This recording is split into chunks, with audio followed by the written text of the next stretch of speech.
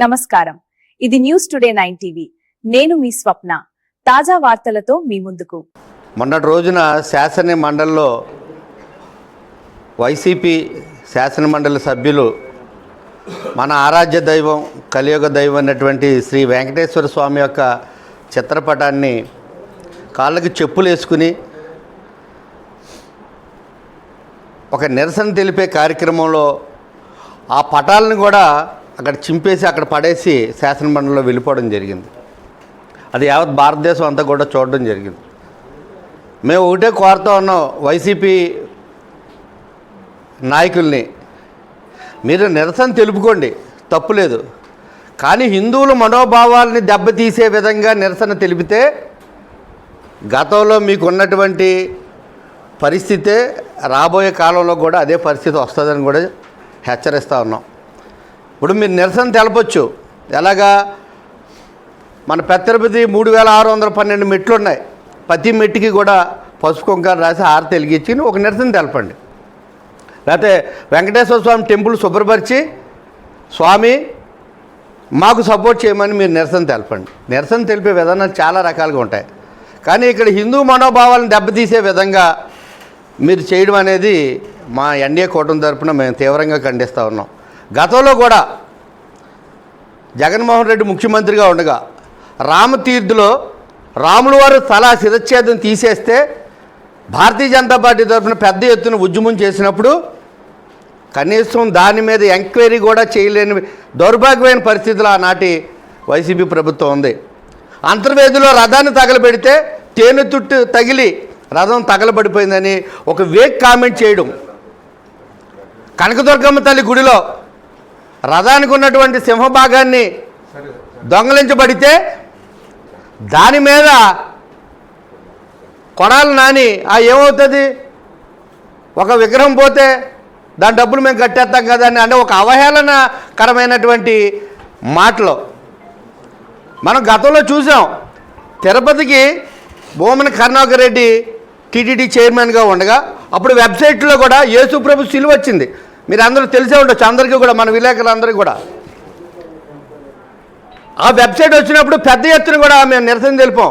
TTD Tirupati దేవస్థానంలో సిలువేంటి అంటే అక్కడ అధికారులు కూడా ఏదైతే క్రైస్తవ మతం తీసుకున్నారో వారిని అధికారులుగా ఏఈఓలుగా పెట్టినప్పుడు వాళ్ళు ఇక్కడ తిరుమల తిరుపతి దేవస్థానంలో ఉద్యోగం చేస్తూ ప్రతి ఆదివారం చర్చికి వెళ్ళి అక్కడ ప్రార్థనలు చేసి దాని తాలూకా పాటలో వెబ్సైట్లో పెట్టడం యావత్ భారతదేశం కూడా ఆ రోజు తీవ్రంగా కూడా ఖండించడం జరిగింది. అని ప్రజల సొమ్ము దోసుకోవడంతో పాటు ఆ కలియుగ వెంకటేశ్వర స్వామి ఆస్తులు కూడా దోసుకోవడం ప్రారంభించడం జరిగింది. తన బాబాయ్ అయిన టీటీడీ చైర్మన్ సుబ్బారెడ్డి గారు కూడా కల్తీ జరిగింది అని ఒప్పుకున్నా సరే డైవర్ట్ పాలిటిక్స్ తోటి మొన్న శాసన మండలిలో సాక్షాత్ భగవంతుడినే ఫోటోలు తీసుకుని వచ్చి అక్కడ రాజకీయం చేయడం అనేది ప్రజలు అసహించుకుంటున్నారు. ఇటువంటి వారికి రాజకీయ భవిష్యత్తు ఉండదు. ఇటువంటి వారిని రాజకీయంగా బహిష్కరించాలని ప్రజలు చర్చించుకుంటున్నారు. ఇప్పటికైనా బుద్ధి తెచ్చుకోవాలి. గతంలో 151 సీట్లు ఉన్న జగన్మోహన్ రెడ్డిని ఆ భగవంతుడు మధ్యలో 5 తీసి 11 సీట్లు పరిమితం చేశాడు. రాబోయే కాలంలో 0 చేసే పరిస్థితి ఏర్పడుతుందని, ఇటువంటి రాజకీయాలకి ఇప్పటికైనా స్వస్తి పలకాలని ఈ సందర్భంగా తెలియపరుచుకుంటున్నాం. నిన్న ప్రజా సమస్యల మీద పోరాటం చేయవలసిన శాసన మండలి అసెంబ్లీలో వీళ్ళు చెప్పులు కాళ్లతో పవిత్రమైన వెంకటేశ్వర స్వామి బొమ్మను తీసుకొచ్చి అలర్లు చేసి నిరసన తెలపడం జరిగింది. అలాంటిది మన భక్తుల మనోభావాలు దెబ్బతీసే విధంగా వీళ్ళు ప్రవర్తించడం జరిగింది. మీరు ఎలక్షన్ ముందు మీ మేనిఫెస్టోని ఒక బైబిల్లా, ఖురాన్లా, భగవద్గీతలా భావిస్తాను అని చెప్పారు. మీ రాజకీయ లబ్ధి కోసం మీరు మీ మేనిఫెస్టోని అంత పవిత్రంగా భావించే మీరు వెంకటేశ్వర స్వామిని ఎందుకు పవిత్రంగా భావించలేకపోతున్నారని నేను ఈ సభాముఖంగా ప్రశ్నిస్తున్నాను.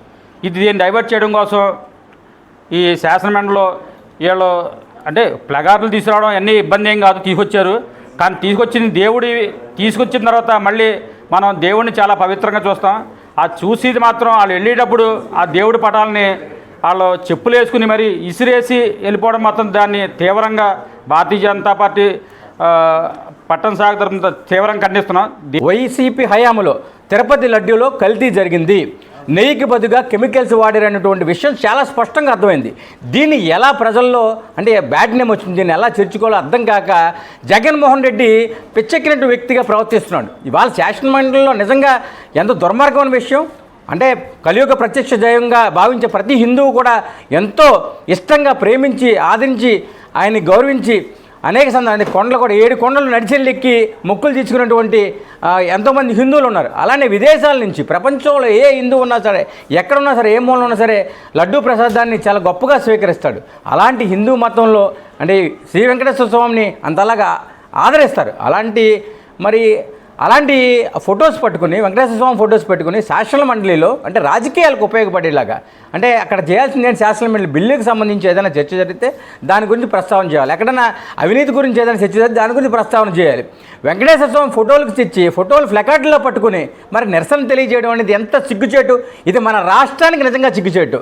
మరి ఏదైతే ఈ ఆంధ్ర రాష్ట్రం ఒక పవిత్రమైన లడ్డూలో స్వామివారి లడ్డూలో కల్తీ జరుగుతుందని చెప్పి మరి ఏదైతే కల్తీ జరిగిన సిబిఐ కానీ ఏదైతే మరి శాంపిల్ సరఫరా విషయంలో కానీ నెయ్యిలో రసాయనాలతో జరిగిన నెయ్యితో మాత్రమే ఆ రోజు ప్రసాదం జరుగుతుందని చెప్పి నిర్ధారించడం జరిగింది.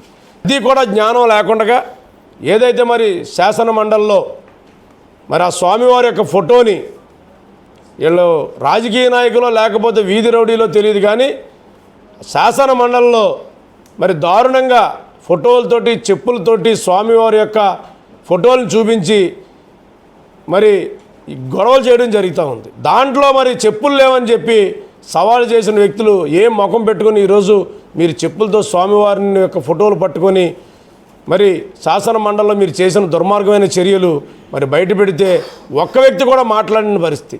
కానీ ఈరోజు హిందూ ధర్మాన్ని వెంకటేశ్వర స్వామిని చాలా అవమానపరిచే విధంగా వైఎస్ఆర్ పార్టీ చాలా దౌర్భాగ్యంగా అలర చేస్తుంది. ఎందుకంటే ఇది హిందూ మనోభావాలు దెబ్బతీసే విధంగా మాట్లాడుతున్నారంటే చాలా బాధాకరమైన విషయం.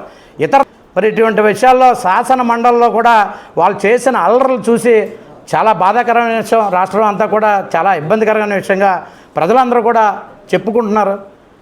ఈ విషయం మీ పత్రిక ద్వారా మేము కూడా మీ అందరికీ చెప్తున్నాం. ఏదైతే ఎన్డీఏ కూటమి సభ్యులందరూ కూడా ఇవాళ మరి ప్రెస్ మీట్ పెట్టి వాళ్ళని ఖండన చేయడం జరుగుతుంది. వీళ్ళకి 11 సీట్లు కాదు, మళ్ళీ 2029లో పోటీ చేసే అర్హత కూడా వీళ్ళకి లేదు.